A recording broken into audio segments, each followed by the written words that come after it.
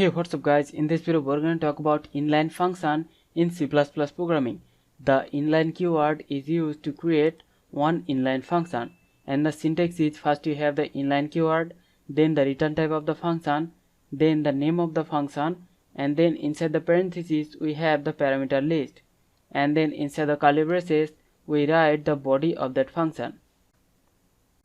And the inline functions are expanded in line wherever the function is invoked. Like an example, here we have one inline function called display.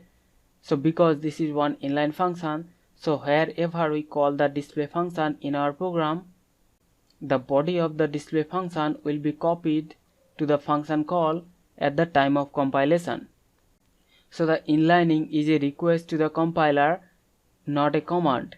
So the compiler can ignore the inlining request. So in this example program, we're gonna create one inline function. So first you have the inline keyword, then the return type of the function, then the name of the function. Now every time we call the display function, it is going to print the string inline function.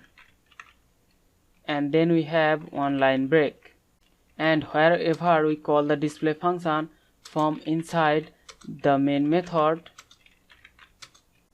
then because this is one inline function, so body of the inline function will be copied to the function call at the time of compilation, and this will reduce the function call overhead and the program execution will be a lot more faster. So I'm gonna save this program and I'm gonna run the program, and you can see the output. The string has been printed 3 times. So this way we can create one inline function with the inline keyword, and by doing this the function body will be copied to the function call, and which is going to reduce the function call overhead, and also the program execution will be a lot more faster. So hope you understand the concept. We'll see you in the next one. Thank you.